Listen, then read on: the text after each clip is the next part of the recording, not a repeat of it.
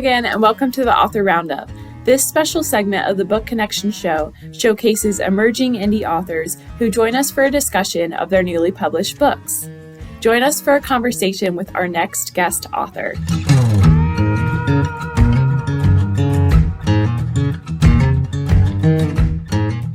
Welcome to Author Roundup. My name is Emma, and I will be your host for today's episode. I have guest Charles Gragg, CEBSREBCRHU. He is a results-focused senior executive whose background includes leadership roles in group insurance and financial services, as well as a third-party administration, addressing how to solve one of the most challenging problems in the healthcare economy. And he has written a book called Get Off the Hamster-Wheel, an employer's guide to controlling his second largest operating expense, employee health insurance. Please welcome Charles. Hi, Charles. How are you today? Hey, doing great, Emma. Thanks for having me. Yeah, thanks for being here. Your book came out this year, correct? About a couple months ago or a month ago? Yeah. Great. And can you tell us a little bit about your book? Sure. I'll try to give you a 30,000-foot view. It's really a call to action for C-suite executives, Okay. CFOs, CEOs, HR professionals, and benefit advisors as well. There are a lot of health insurance agents out there that don't have all the pieces to the puzzle put together, and this book addresses them. And then the third party is you and I, employees of a healthcare system, and Mm-hmm. understanding how to navigate health insurance and healthcare in our economy today. Mm-hmm. And what inspired you to write Get Off the Hamster Wheel? Was there a specific moment or experience that triggered your decision to speak out about the healthcare system? Well, there was, but the general idea is that this topic is very relevant in today's economy. You hear Mm-hmm. about it every day on the news. You talk to your friends, your neighbors about health care and Yeah. health insurance and how to navigate. Uh, Coincidentally, I've spent over 45 years of my career so far in this segment of the industry. So Mm-hmm. it's something that's very relevant to me. And then my story is I was sitting watching TV here last year, just about this time. And there was either political talk or just a news brief, maybe on healthcare and health insurance. Mm-hmm. And in a news break, there was a commercial, and the commercial said, "Have you ever thought about self-publishing a book and writing about it?" And the light bulb went off in my head, and I said, I can do that. Yeah. So I had the topic on my mind, and the right time was there, and I started the project. Okay. And you said that was last year? Last year, actually, probably this time in July. So I'm just coming up on a year here very shortly. Okay. And how long did it take you to write and complete that manuscript? Well, humorously, it took me 45 years because I had to develop the knowledge and the background, the experience to do it. But uh, very specifically, it took me 3 days. 3 days after I had the idea, I had it outlined and written down on paper, and I started the typing and even had that done within a week. Oh my Then it gosh. took 9 months of incubation and learning the publishing industry and navigating that maze of opportunities. And here I Yeah. am almost a year later, and Nice. we've got it published. So that's kind of my story.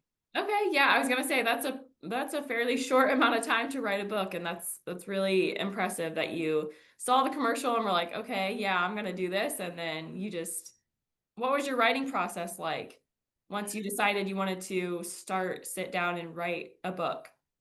Um, Very, very simply, very similar to anything that you've set a goal for. I started with an outline. That was really kind of the fun part, I guess you'd say. Okay. Getting all those thoughts swirling around in my head and getting them down on paper, getting them organized, and developing it like I won't call it a sales pitch, but starting with an objective, or starting with a why, Yeah. starting with a problem to be solved, then figuring out the solution, and then Hmm. breaking that solution down. As an elephant, you don't want to eat it all at one time. You want to dig it down into small bites. So then Hmm. tearing that down into those small bites, and then summarizing the whole process at the end with a conclusion and a solution. So Mhm. that's kind of the process I took to write this book. Okay. And what about the title? When did the title come to fruition? Because it's powerful and relatable. But getting off the hamster wheel, how does that the meaning and the context of healthcare and just how did you decide that in general? Actually, it was one of the first things I thought of when I thought Oh, of the nice. book. It just came to me as, you know what, I've been talking this talk for again 45 years, and that's kind of how we always referred to it as the health insurance dilemma, particularly with corporate C-suite type people. They are so sick and tired of handling their health insurance, and it just be a revolving door and a hamster wheel, and it just stuck in my head that hey, why don't you Yeah. get off the hamster wheel? There is a solution. Uh, here's how you do it. Yeah. Yeah, and in your book, you describe the current healthcare system as filled with fallacies. What are the most common misconceptions? The ooh, now I can really go deep. Uh, the real misconceptions are that just uh, just go to Blue Cross, Aetna, Cigna, United Healthcare, all the big five, Humana, the big five insurance carriers, and they'll take care of you. Push the easy button, and they'll tell you where to go. They'll send you to the best providers, and so forth. And those are really fallacies. Uh, Hmm. all doctors are not created equally, and all practices are not the same, and all facilities and healthcare centers are not the same. They don't practice the same. They don't charge the same amount of money, and that's what's bankrupting America today is the cost of healthcare and just willy nilly going somewhere because they've told you, hey, this is easy. Go see your uncle. He's right around the corner. Your uncle may have never treated what you have, but the healthcare system is not set up to tell you that. They want everybody to be on an equal playing field, and it's certainly not an equal playing field. Hmm. Okay, yeah. And why do you believe these groups, like you mentioned earlier, executives, CEOs, benefits, advisors, which you called them, and employees, have been intentionally kept in the dark, as you said in your book? Uh, Age old solution: follow the money. The system is not broken. If you talk to a lot of health people in the healthcare industry, they'll say, "Well, our system's broken." No, it's not. Mhm. It's running exactly the way it was designed by the cartel, is what I call them: the health insurance industry, the health insurance carriers, the pharmaceutical companies, all coercively coming together and developing it the way it is today. And Mhm. it's one of the richest eco systems in the American culture. It brings in one of the largest GNPs of our entire economy. Mhm. So that's the fallacy. That's the beast you've got to battle when you get into a healthcare discussion. Mhm. Yeah. And what are some of the as you mentioned in your book, simple fixes you discuss that can lead to immediate improvements in both costs and outcomes? Very simply, Emma, you can't discuss lowering your healthcare cost until you address claims. You have to lower your claims to lower your healthcare costs because one is a function of the other. Mhm. And the healthcare system, there's nothing in the healthcare economy or system that has a motivation to help you lower your claims. Just the opposite. Healthcare providers, health insurance companies, pharmaceutical companies want you to spend more. They want you to be sicker. We are the sickest nation in the world in terms of how much we spend on healthcare. And Right. that's the way it's set up. So you have to fight that urge to, I need more health care. No, you need more quality, higher quality health care and better health care, not more health care just to spend the money to do it. So, Mhm. the, again, that's the fallacy, and that's the solution to coming to the problem is learning how to access better health care, not just more health care. Yeah. And also, my next question kind of ties into that. Can you explain what you mean from your book by you say a new way to access healthcare? What makes it different and why has it been overlooked? One of the evolutions in the healthcare industry is to really deep dive into these type subjects, and there have been new industries created for the solution to this.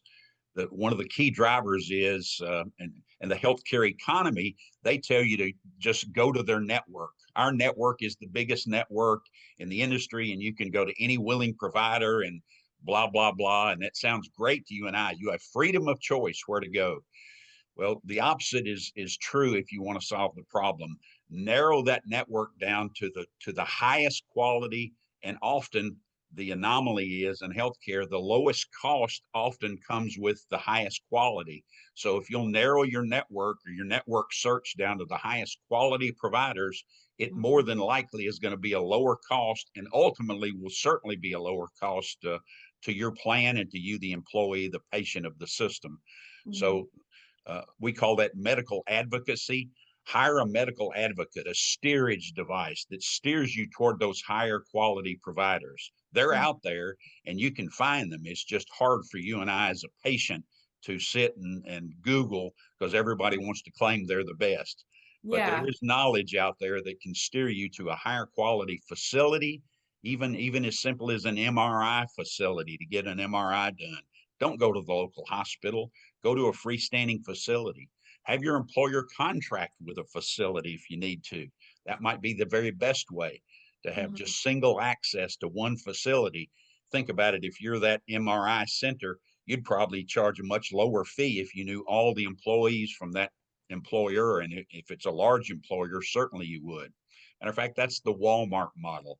They went out and started having direct contracts with just limited numbers of providers and lowered their healthcare claims and their cost uh,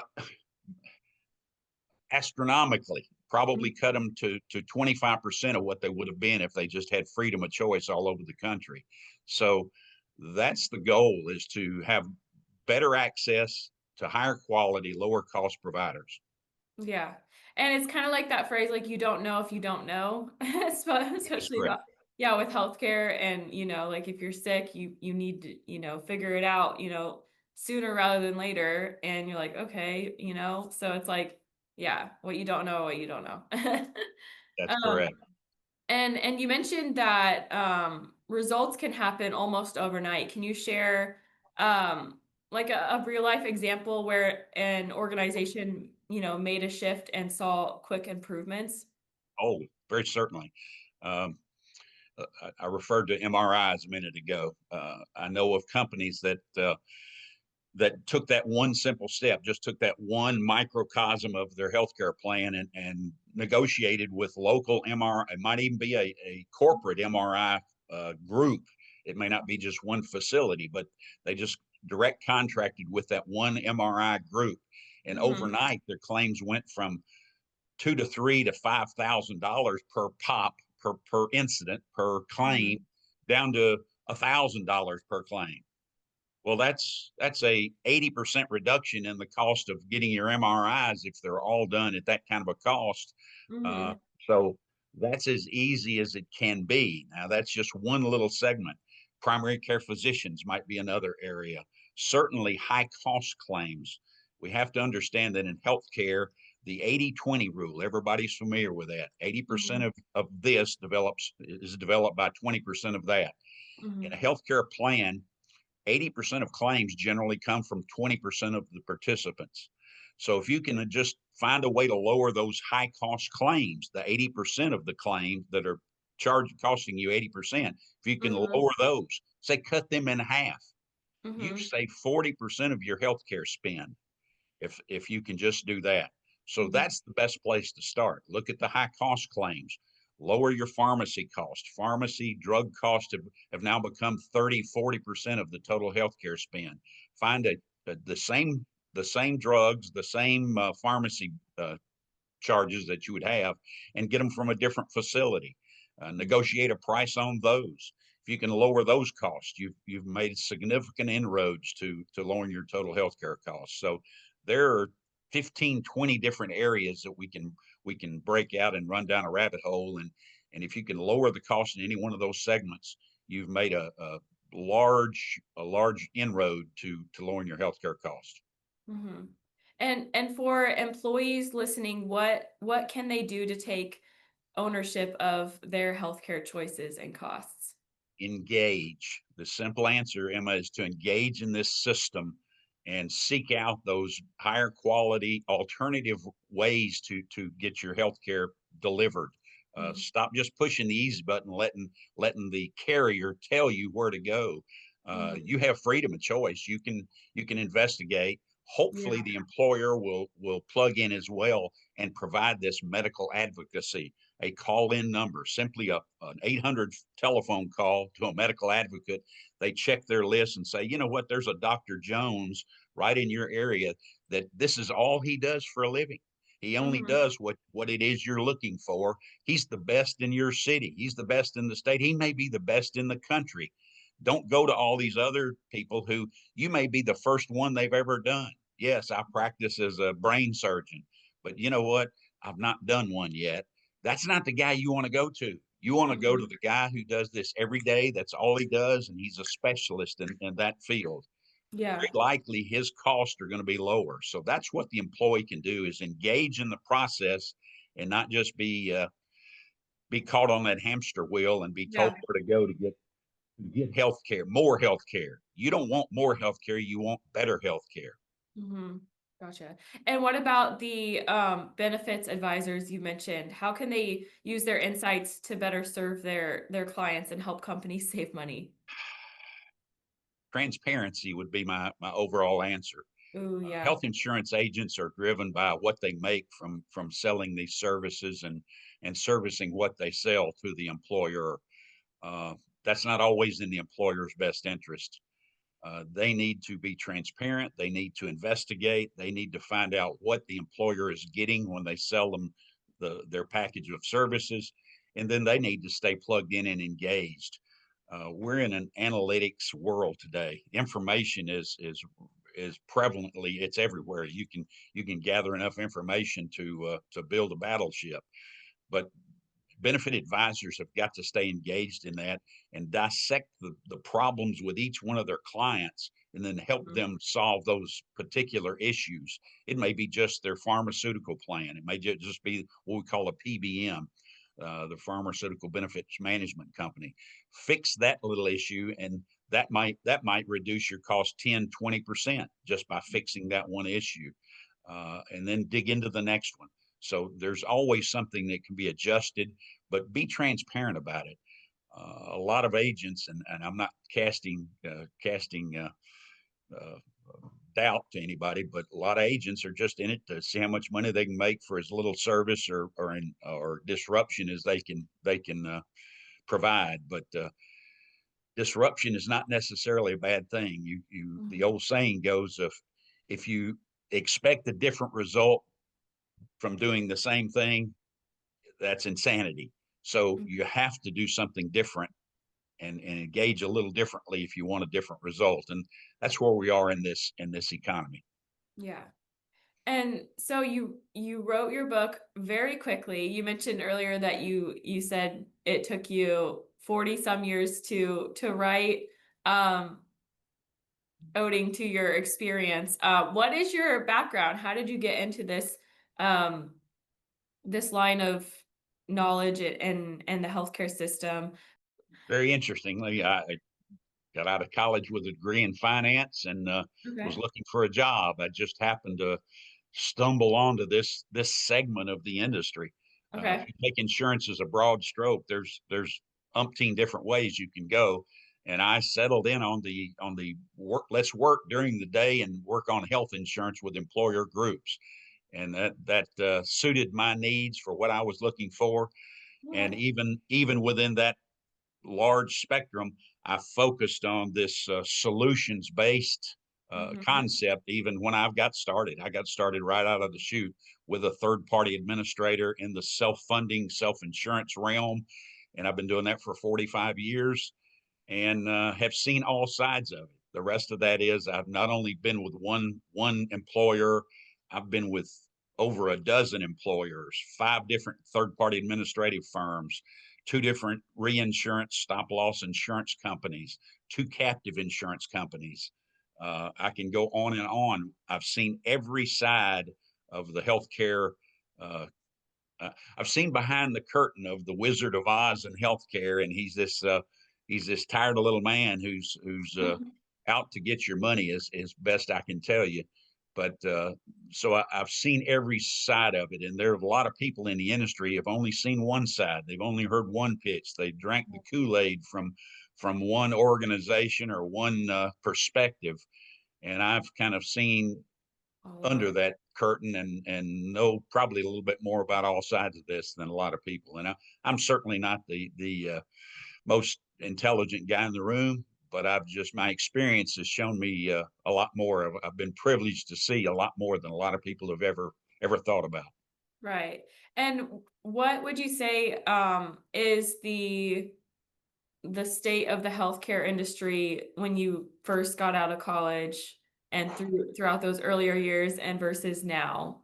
It's much worse. Yeah.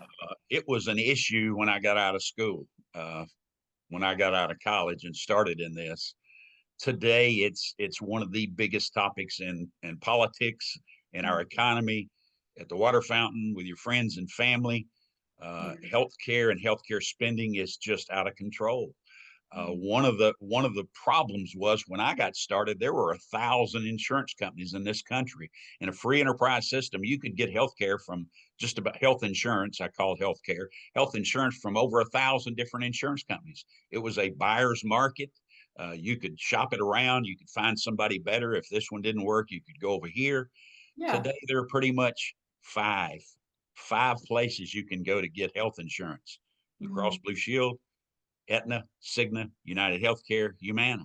And yes, there's some smaller health plans around that still provide it, or individual coverage. You can still get that. But as a group, as an employer plan, those are pretty much the big five providers, and they've become a cartel. Uh, Mhm. Dwight Eisenhower, when he left office in 1960, he warned the American public about a military industrial complex. We had built up so much military economy in our government Mhm. because of the wars we'd been in, that it was about to take over our entire economy and rule our government and all the corruption. Well, today that is the healthcare industrial complex. It's gotten so Mhm. big with those five big carriers and the pharmacy benefit companies and pharmacy complicity. It's just out of control. And the only solution is to get away from those people. They don't have your best interest in mind. They Mhm. owe their allegiance to Wall Street and making more money. Therefore, the sicker you are, you and I are, and the more health care we buy, the better off they are. And Yeah. that's not in Awful. our best interest. Yeah. Well, as far as your book goes, how did you go about structuring your book? Was there what does the experience look like as the reader who is going through your book? How did you outline type things like that? Well, interestingly, again, I kind of used it. I spent a lot of that career in sales.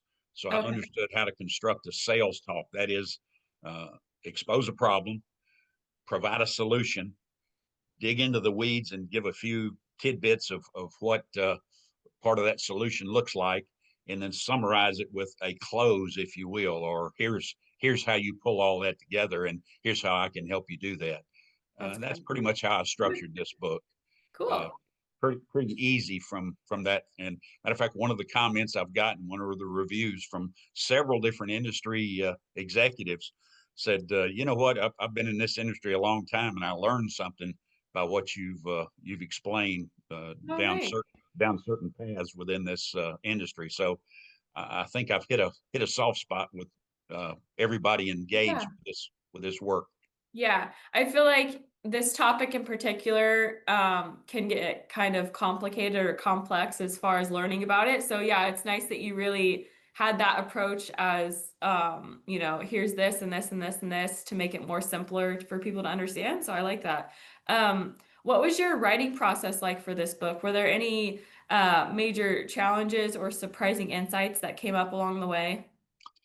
Yeah, that was the hard part. If that's kind of the question, was not chasing every thought down a rabbit hole. I could have dug some of these little segments or little tidbits of healthcare claims and how you process them and all this stuff that was like they don't need to know that. And I'd write 3 pages of that and then go, ooh, let me cut that out. They don't need to know how you process the elephant. They just want to know how to eat it, you know.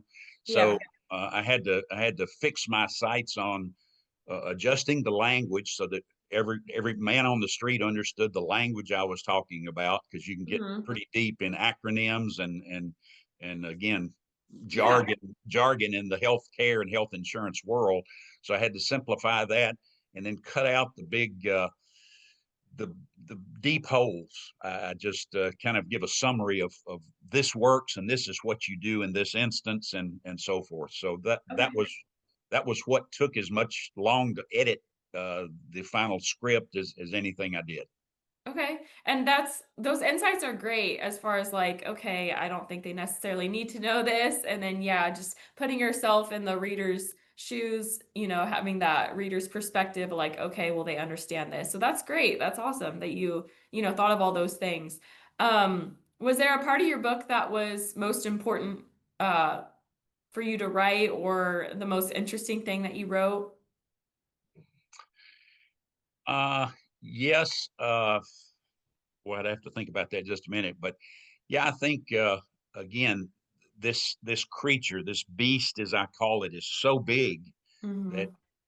an employer, my audience, an employer, a benefits advisor, and even you and I, the patients of the system, you can't eat that elephant all in one bite. And so focus on just a few things. If I'm an employer and I've had this problem for been running my business for 30, 40 years and I've been on this hamster wheel and it just keeps spinning and it's out of control and I don't know how to fix it, don't try to do everything I talk about in the book all at once.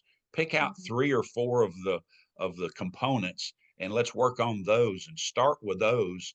And it's an ongoing, it's a process. So next year, add a couple of more segments as you see that pop out of the as a bubble of the balloon over here. Work on that next year, and then the next year work on another piece. And Right. you can stop anywhere along the path you want if you're lucky enough to have solved your whole problem all the first go at it. Fine, uh, but at least get off the wheel and start adjusting, customizing, if you will, your own health plan to suit your needs and your employees' needs. Hmm. Okay. And what was your writing experience like? Would you do it again? Would you write another book? Did you enjoy it? I did, yes. Yep. That part was, it's always gratifying to complete something. I'm a goal oriented type guy, and I always like completion. I like to win. So yeah, I was very very gratifying to finally get it into publication. Actually took a lot longer than I thought it would in my own vision and my own goals. But yeah, very satisfied. Always would do something a little different, probably. But I think I could spin this off into several other works in the same genre and maybe dig in a little deeper into some of the segments. Okay. Yeah, very cool. And what was your writing routine like? Did you have a structure where you went about writing at certain times or how did you every author is different. Did you have a routine as far as your writing? Yes, I did. Very much like I've lived my life. I'd wake up in the morning, start writing, and write till I was ready to go to bed that night. And I did that for 3 days, and I was done. Yeah, the 3 days. Uh, yeah, and then once I'd done that, I did the same thing in editing it. I edited the scripts and so forth for another month or so, and reread it. And I've probably read this book 300 times at least. So yeah, that's I tore into it like I've pretty much taken my whole life on is uh, going after it, getting after, do Yeah. it now. And what has I know you mentioned a little bit earlier about responses from corporate individuals, but what has other responses been like about your book from industry insiders and or just normal individuals? Yeah. Again, I've been told it's an easy read. I accomplished my goal of making it simple to understand. Hmm. And again, that they learned something. Even some of the tenured veterans had suggested that they had learned something from the process, so that was good. Um, Very informative. Little comments like very informative, relevant to today's problems and solutions in our market. So just starting to get a lot of that feedback in, but that's just from local folks and friends and relatives and other people in the industry that got their hands on the book early. Okay. And what about family? What has your family thought about you writing a book? Excited about it. Boy, I could take this story down a long road too. I beat my sister to the punch. My older sister, happens to be an English major and a Nice. valedictorian and the brightest person in the room when it comes to English. So she initially edited and red penciled my text and my manuscript for me, and she was excited about it. She didn't understand all the language and some of the deep rabbit holes, but that helped me understand that I had some. If she couldn't understand it, a lot of people wouldn't be able to understand it. Okay, Uh, that's nice. but yeah, Yeah. they Yeah. were ecstatic about it. I think she's a little jealous that I got through with mine before she's gotten hers done. She's always wanted to write a book, and that's one of the things I heard many years ago, that everybody's got a good book in them. So that's Yeah, one of that's the things true. that inspired me and motivated me to take off on this project. Nice. Awesome. And what advice would you give to a writer wishing to publish his or her first book? Uh, this would be the advice I took myself, and that is start with a why. Why are you writing this? Why would Mhm. somebody want to read it? That's to me, again, that's almost a sales pitch, but still start with a why. And what's your objective? What is it you want to get out of this book? What is it you want the reader to get out of this book? Uh, Target your audience. Target it to who is that target audience? Yeah. Is it if it's a fiction book and you're a mystery, you're writing a mystery, you've got to target a group of people that want to read that. Mine is a business entity, so I knew exactly who my audience was going to be. But then write that book as if you're reading it. That's the way I wrote it, is write it as if you're one of those people in the audience and how they would want to read that book. Then Yeah. be persistent in the process. It's not a quick fix. It's not an overnight deal, as I've gone into. And don't give up. Be persistent. It can be exhaustive. There were days that I just threw my hands up and said, "Boy, I can't do anymore." But then find some assistance. There's plenty of assistance out there in this publishing world, but Mhm. find somebody you can trust and is looking after your best interest. That's what advice I would give, and not necessarily theirs. Their best interest, like in the healthcare world, may not be your best interest. But find publishers and find people that can help, that are looking after your best interest. Yeah, those are all good points and very good advice. I feel like the target audience one is really good, and yeah, just act like you're in the shoes of the reader. Those are really, really important. So, well, what other goals do you have for, since you're very goal oriented, what are your personal and professional book goals you have for this year coming up? That's a great question, Emma. Uh, I'm in the promotion phase of this thing at this point. It's just really being launched. I'll call that being launched. So I'm in that stage or phase. I want to expand that into bringing the business value of this book to my audience, and Hmm. probably do some speaking engagements to get that out there and to get that in front of the people that need to be hearing it. Hmm. I'd love to make it to the bestseller status, and again value this resource to my target audience by doing so. So those are my immediate goals for making this book happen. Okay. Yeah, I was gonna say speaking events would be great. I feel like it's a really interesting topic, and I really think that you would be a really good speaker, about this topic as well. So yeah, that's a good really good goal for you. Um well, I just have one last question for you today. And what is your ultimate hope for readers of your book, Get Off the Hamster Wheel? Uh, a call to action. I hope they engage and see that there are solutions and uh, find a place that they can land, be it the employer, the CEO, the HR department, be it the benefit advisor, be it you and I, the patient, that they Mhm, can all engage in this process and finally come to some solutions with their healthcare dilemma. mhm, It's a problem for everybody in our economy. There's hardly a day goes by that I'm not talking to somebody about this phase of where they are, or whether they're getting ready to be into Medicare and how that system works. And that's a connected, but another whole segment of the economy is Medicare health insurance. So mhm, this is for everybody, and it's the same real solution for anybody engaged in healthcare. And fortunately, in our country and the free enterprise system, this is the issue at hand, and you mhm, have to engage in it and look for the solutions. There is no easy button.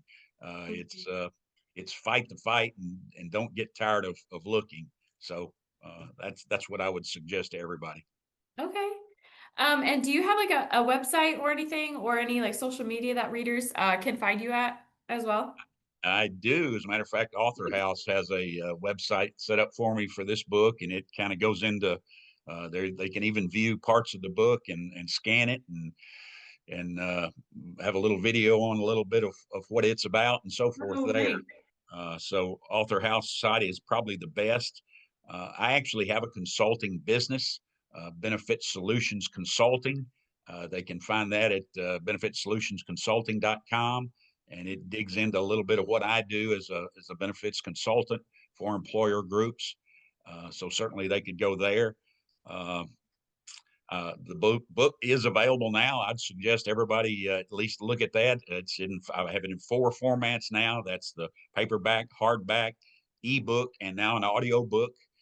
So Nice. they can find that book and take it all in any format they'd like to see it. Amazon, Barnes and Noble, Author House has a purchasing site. So yeah, get out there and hopefully hopefully get something out of it that way. Yeah, yeah, please do. Yeah, and I would say the audiobook would be really wonderful to hear for this book in particular. I would be very interested in getting the audiobook for this book. All right. If you like my voice, that's what we got. So yeah, Oh, perfect. Nice.